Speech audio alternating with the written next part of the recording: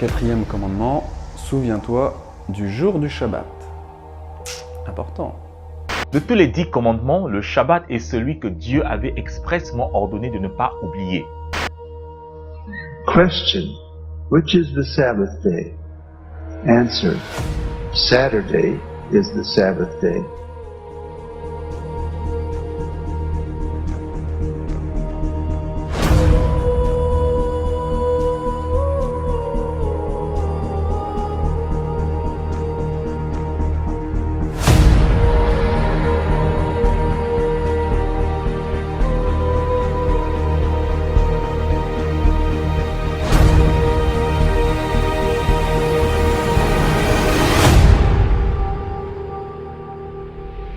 En réalité, les chrétiens ne tiennent pas compte du Shabbat. Ah, les 10 commandements, oui, mais pas le Shabbat. Si on est chrétien, chrétien signifie disciple de Jésus.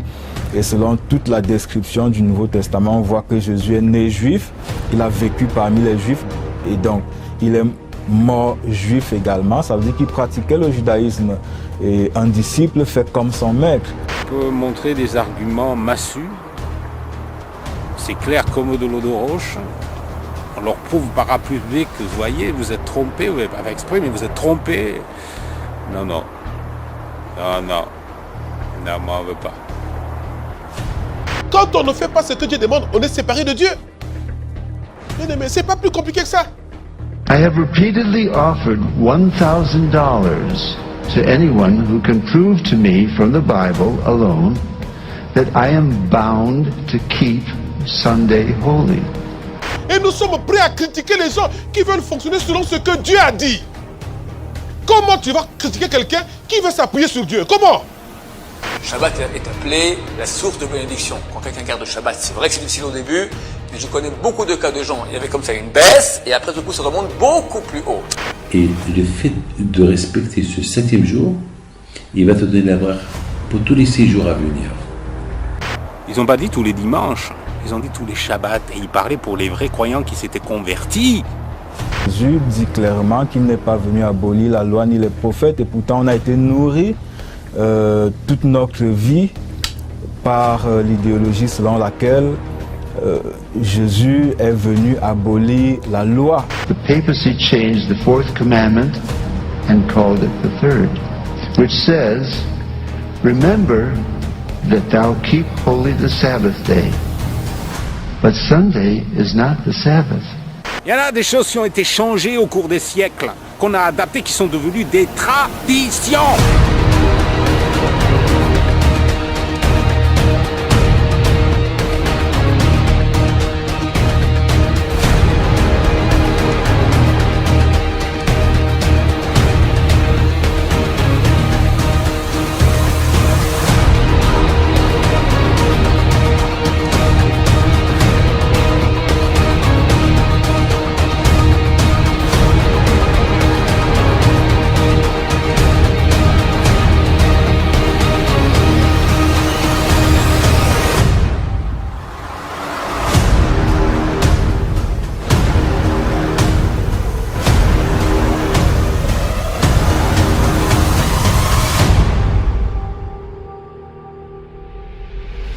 Quand Yeshua se déclare maître du Shabbat, il veut par là signifier que c'est son jour, c'est le jour du Seigneur.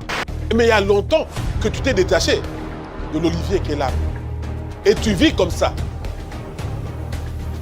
Comment veux-tu être béni? Non. Les racines du concile de Nicée, ça peut concerner qui ça veut. Mais nous ne sommes pas nés dans le concile de Nicée. Nous ne pouvons pas ignorer que la racine de notre foi est hébraïque. La réforme, Luther, qui a réformé certaines choses, mais pas tout. Ils vont se rendre compte que finalement le christianisme est lui-même, d'une certaine manière, une trahison face aux enseignements de Jésus et des apôtres.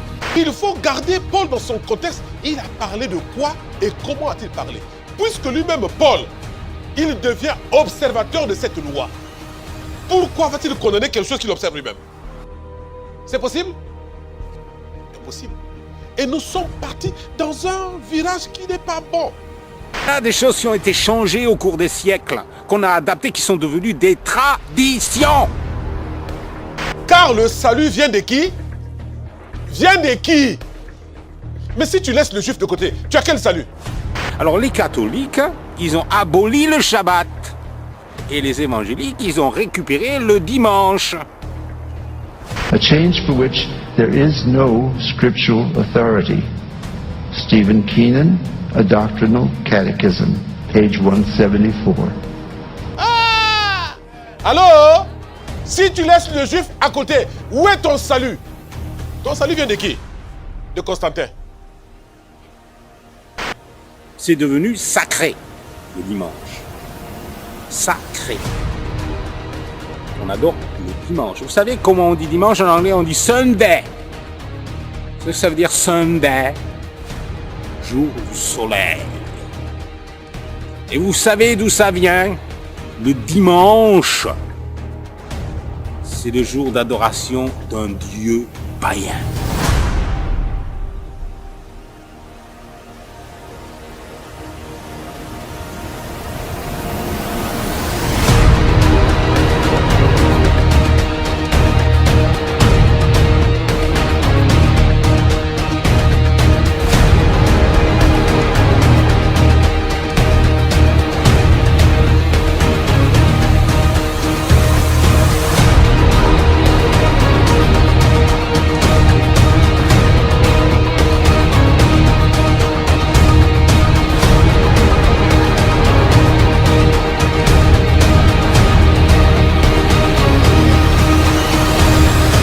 Torah veut dire guider. Si la Torah ne te guide pas, tu vas aller Bakawata. Ça, c'est bon, tu parles. Et comme j'ai dit tout à l'heure, la tradition, ça a des racines qui font des kilomètres. Pour les arracher, c'est dur. Yeshua vous a adopté. Quand il vous adopte, il vous met dans la famille israélite. Ça veut dire qu'ils viennent, ils doivent épouser les habitudes de la maison. Oui ou non? Vous étiez étranger à la vie de Dieu. Dieu vous fait rentrer par ses enfants dans la nouvelle vie. Vous devez épouser quelles coutumes? Les coutumes de ses enfants ou bien vos coutumes à vous? Voici l'erreur des chrétiens est partie de là. Les chrétiens veulent faire leurs propres habitudes. Ils ne s'attachent plus aux habitudes des oliviers naturels. Ils ont coupé le pont. Et en tant qu'Israélites de naissance ou d'adoption, nous sommes tenus de garder le Shabbat et les lois que Yeshua a données depuis la Genèse jusqu'à l'Apocalypse. Oh, Christ est venu, il a accompli la loi, nous sommes là. Imbécile, quelle grâce que tu es là. Donc ça veut dire que tu ne fais plus la loi de Dieu? Mais non. Il y a des gens qui parlent pour parler, ils ne prennent pas le temps de mettre la parole de Dieu. Rien du tout. Donc il y a des lois. Il faut savoir que la carte d'identité du peuple juif, c'est le Shabbat. Pourquoi les ont-ils abandonnés? Pourquoi? Les chrétiens sont orgueilleux. Ils croient que les juifs sont à l'écart et eux, ils sont plus importants aux yeux de Dieu que les juifs. Quelle erreur! Quelle erreur! As-tu déjà vu un père qui va aimer plus un enfant adopté qu'un enfant naturel? Ton enfant légitime, tu vas l'aimer plus qu'un enfant que tu as adopté. Aujourd'hui, il y a un temps de Dieu. Et quand il y a un temps de Dieu, il ne faut pas le rater dans l'histoire. Parce que c'est un temps qui ne reviendra jamais.